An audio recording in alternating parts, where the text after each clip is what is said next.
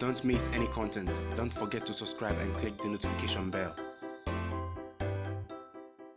Since I was a kid, there are so many things that I've heard concerning football in Ghana. There are so many stuff which have been unbelievable concerning Ghana football and across the world. Today we're going to look at 4 myths in Ghana football that most of you at some point in time in your lives might have heard before, and try to see if there's any truth in these myths that I've been hearing since my childhood. As usual, subscribe if you have not. Click on the notification bell to get more updates. So Ghana football and African football in general has been bridled with a lot of myth, with a lot of mysteries and stories about some games which remain folklore. Today we're going to look at Ghana specifically and look at some particular myths that have been making the headlines since we were kids. I'm sure you've heard of a couple of them before. Without much ado, let's get right into it. I'll start off from the Ghana Black Stars. This game was versus India. Apparently, in this game, India walloped Ghana 99 goals to 1. It is believed, in a rather shocking twist of events, the Black Stars are said to have been promised a trophy if they managed a consolation goal. At least they should score just 1 goal. Now, the Black Stars were totally outplayed in the game according to the myth, and it suggests that anytime they had the ball, it either turned into a blazing furnace or a head of a lion. Some also said it turned into idea in front of that is saying so they could not kick it, and anyone who tried to kick it got hurt.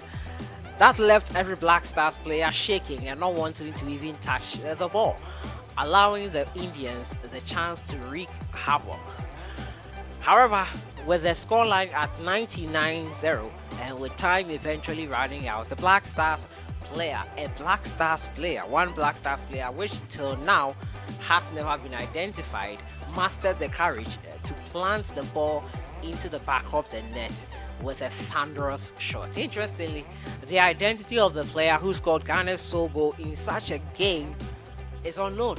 Some claim he died immediately after scoring the goal, while others claim he's the man whose picture can be found on the cover of the Milo tin.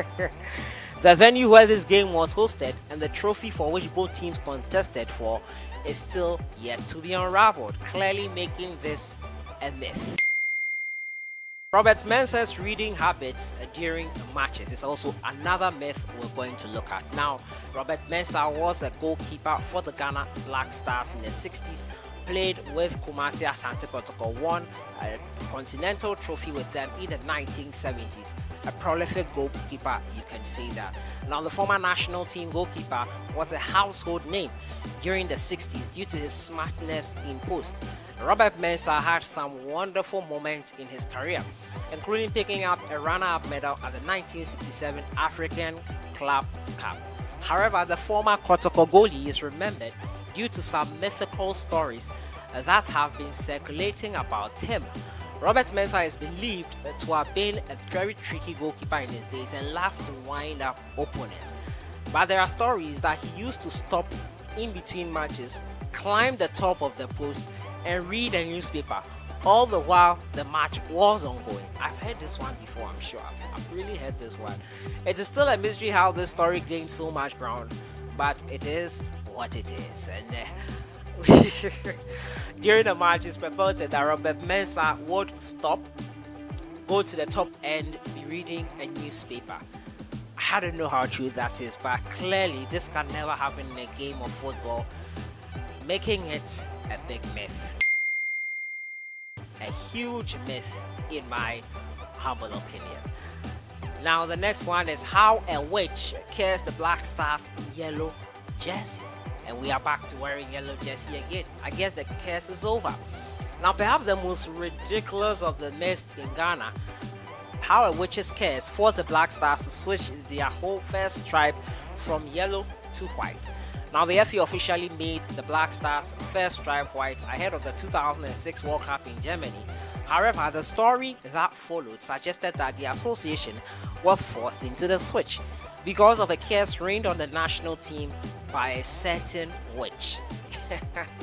According to this myth, a spell was cast on Black Stars, which meant the team could never qualify for the World Cup until their yellow jersey was changed. Some believers of this myth say the curse was the reason why a talented squad which had the likes of Abedi Pele and Anthony Yeboah could never qualify Ghana for the World Cup.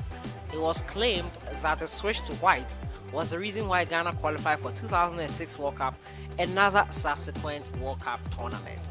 However, it would be noted that the main reason why Ghana had to switch from yellow to white was because the nation could not use two bright colors as home and away strips.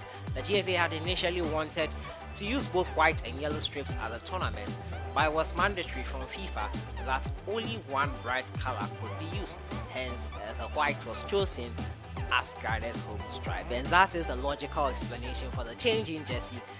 People like to make up stories like this. It makes it a bit more interesting, and you wouldn't blame them for that, trying to make everything interesting, trying to add some spice to the truth. The last story, or the last myth, has to do with Wilberforce Mfum tearing every goal net with his thunderous shots. Now, this myth originated in the aftermath of Ghana's debut appearance at the African Cup of Nations in 1963. Now, the West Africans were also the hosts of this tournament, and Wilberforce Mfum was by then a key member of Ghana's squad. The attacker scored Ghana's first ever goal in the AFCON after opening the scoring for the Black Stars in a 1-1 draw with Tunisia. However, his 18-minute strike has become the subject of controversy in the last 4 decades. Now, Mfum netted with a thunderous strike from long range, which ended up tearing the net, and that actually is a fact. It was posted on Twitter. I posted it on my community tab, and it says here that Wilberforce Mfum scored the most controversial goal in the history of African Cup of Nations against Tunisia in the 1963 edition. Just into the game, 8 minutes into the game, he pulled up Ghana's first ever AFCON goal with a long range shot that tore the net, and you can see Wilberforce Mfum in your shot here. And now this cannot be a myth because there's picture evidence of the torn net, and Mfum netted with a thunderous strike from long range, which ended up tearing the goal net. The goal instantly became debatable. However, the part of the net which tore became evidence to show that the ball really had gone in. But this episode has generated different tales from different generations. Some claim tearing the net became Mfum's habit, and he repeatedly did it in other games. And although it cannot be founded, this myth still trends to date. Those are the 4 myths from Ghana football, and it's quite interesting that till now some of them are still being told to the younger generation. These are all myths except the Mfum one, which was true, but he didn't constantly do it. Come on, guys, come on. Well, when we were all young, we used to believe this myths that were told to us, and especially the 99 goals to 1-1. I was quite baffled by that. At that time, I didn't know much about football. I was in primary school, so when I first heard it, it didn't make sense to me.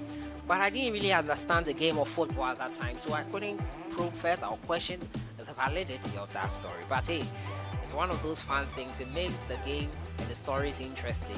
Let me know in the comments box any football myth you have heard before, and whether you think it's a fact or it is a myth. Your thoughts in the comments box. I'll see you guys in the next one. Have a great day. Enjoy your upcoming weekend.